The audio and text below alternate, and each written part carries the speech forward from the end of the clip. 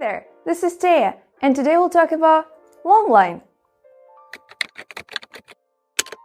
So you went to the dog trainer, and the dog trainer ditched your retractable leash and gave you a long line, and you have no idea why that happened or what to do with this. So today I'll tell you how to manage it. Retractable leash is a tool. It might even be a good tool, just not for you. Today I will not go into broad details on whether you should or shouldn't use a retractable leash. I'd rather do that in my future videos. But why you should still pick a long line over a retractable leash?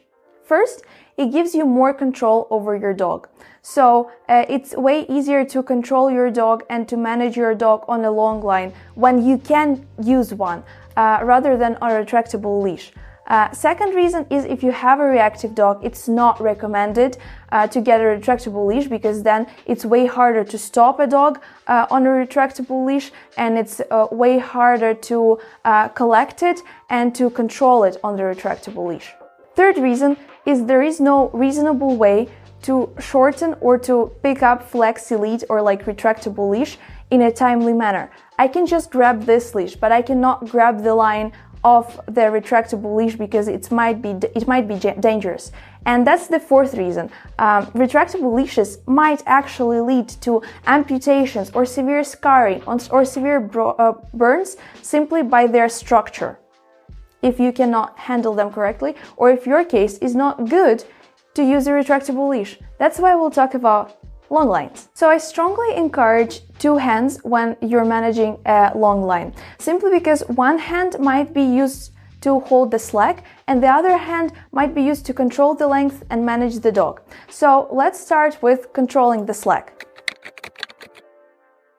There are two ways to pick up the slack in long line. So they're pretty simple and very straightforward. The first one is accordion hold, when you basically have your hand, and notice I don't have a handle on this one because this long line is a training long line that I often let go, and when the grass is very tall or there is a grass or like bushy valleys or fields, the handle might get caught, so I cut it off. That's a great life hack if that happened to you, so here you go.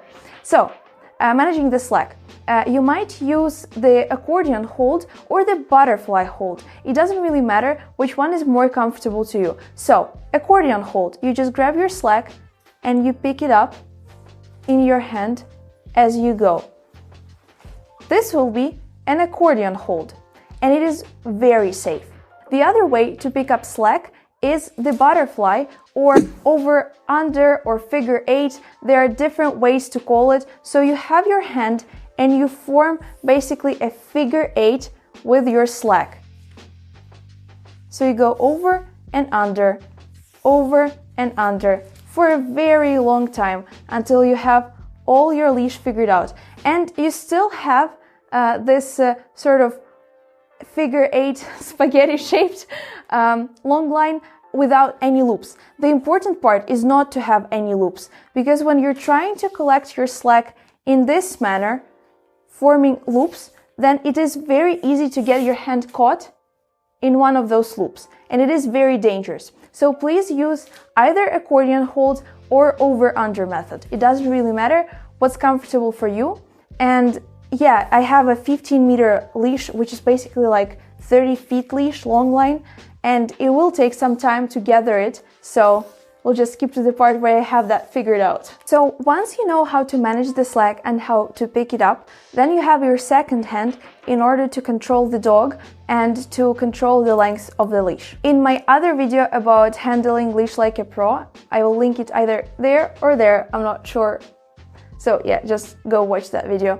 I was talking about different types of holds that you can do with your fingers, and today I'll show you some of them that I often use in order to manage the length of my long line. So having a slack in one hand, I often use finger hold or finger loop to manage the other part of the length of the leash. So you basically make a loop and you put it on your index finger and you rotate your finger, and you rotate your hand and you have a lock, finger lock. It can either be a thumb lock, you can do the same thing with your thumb, or a finger lock, it doesn't matter. I prefer finger lock because it's way more comfortable for me. So when I'm walking my dog and I have my finger lock, I can simply relax it and not lock my fist, and the dog can have as much leash as it wishes. But then if a dog reacts, lunges or whatever, I can simply lock my fist, and then this will be this part of the leash will be locked and the dog will not have any more leash. Same idea would be with a thumb loop. So if you put your leash on the thumb and then you simply hold it gently, the dog again will have an opportunity to have as much leash as it wishes. But if something happens, you can just lock your fist, and then the dog will be secure and won't be able to go anywhere. Also, you can use your second hand to manage the slack. So if your dog got some of the leash and now it's a little bit sluggish and dragging all around the ground, so you just grab your second hand and you put the slack away. And it is very important not to have your leash dragging all over the place, and it should be very nice and gentle on the dog, but it shouldn't be dragged around or be extremely loose or have a lot of slack, because then the dog can generate momentum and you can be dragged if the dog lunges or something happens, or if you have a reactive dog. It's just a very good safety rule, and it's better to be safe than sorry, right? Speaking of better safe than sorry, then we have safety rules. So as I said earlier, you don't want the slack to be all over the place. You want to have it neatly organized in your other hand. And if you want to give a dog a little bit more leash, you can go ahead and do that. But once the dog is not using any of that leash, you should put it back. Second safety rule is why I like to use both of my hands, because again, if you have a reactive dog, it is way easier to manage the momentum with one hand and then to completely stop your dog with the other hand than just to have one hand on the leash all the time, and the dog will lunge and you won't have any control, or even worse, you would be dragged. Third thing is, as I mentioned earlier, you don't want to put your slack in a loop, because you will be in a very compromised position. If your dog lunges, then your hand will be caught in this loop and there won't be a way for you to let go. Not in a nice way, but like in a very bad way, and you'll be dragged or might even have a mechanical burn or a very severe injury. So you don't want any of that. Just keep your leash nice and slacks very neatly organized, so there are no connections in between and you have no loops here. Fourth rule is very simple, but if you have a reactive dog or a dog that lunges often or a dog that is aggressive, I highly recommend you having some gloves and having a biothane leash. I'll probably make a separate video on how to pick a correct material for your leash, or how to pick a correct width for your leash and other stuff. But if you have a reactive dog, I highly strongly recommend biothane leashes, because they're not as sleeky and they will not give you as severe of a mechanical burn as, for example, a cotton leash would. And yeah, gloves is just generally a good addition if you have a reactive dog, because it extremely helps you with managing the leash. So, you know how to manage slack, you know how to control your dog with the second hand, you know all the safety rules, you're done with your walk. How should you store it? Well, it's a little bit uncomfortable to store it in a way that it is now, in this like accordion hold butterfly thing. So I'm gonna re-grab it. I'm gonna have just the end of the leash, and you can either do it in a loopy manner, it doesn't matter, or you can use two thumbs like this, and you can just grab all the leash. Should probably make it a little bit shorter than I did, so let's just redo it with loops. So you do your loops and you try to make them even. If you cannot make them even in this way, it's better to use the thumb method that I showed you. So you're trying to make your loops even, and you collect all the leash in this sort of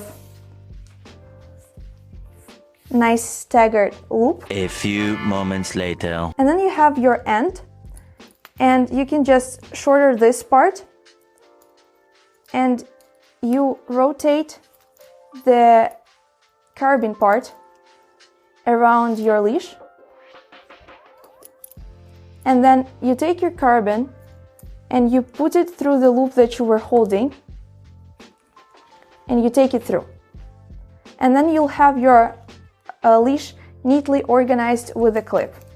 The same idea is with your thumbs. I just prefer this method because it results in a very much more neatly organized loops. But you have the end of your leash, you grab your two thumbs, and you simply go around the leash.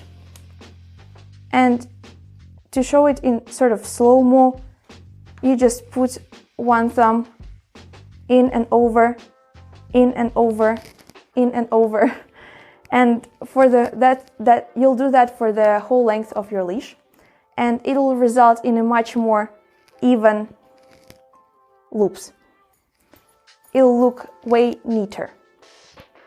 So again, you have your carabin part, and you just go around. You just go around the highest 25% of your leash, and you just loop it nicely, and then you have your loop where you were holding your leash, and you put it through. And again, you have a very nice, neatly organized leash with a carabiner that you can put either to your car, to your bag, anywhere, and it can be nicely stored, and then it'll be ready to use, because then you can just undo it, clip your dog, and use it as accordion hold. How simple is that? With a little bit more practice, you'll be a pro at using a long line. So thank you for watching this video. Thank you for subscribing to my channel. If you're not subscribed, then you should be. Thank you for your likes, and leave a comment if you want to ask any questions. Bye bye.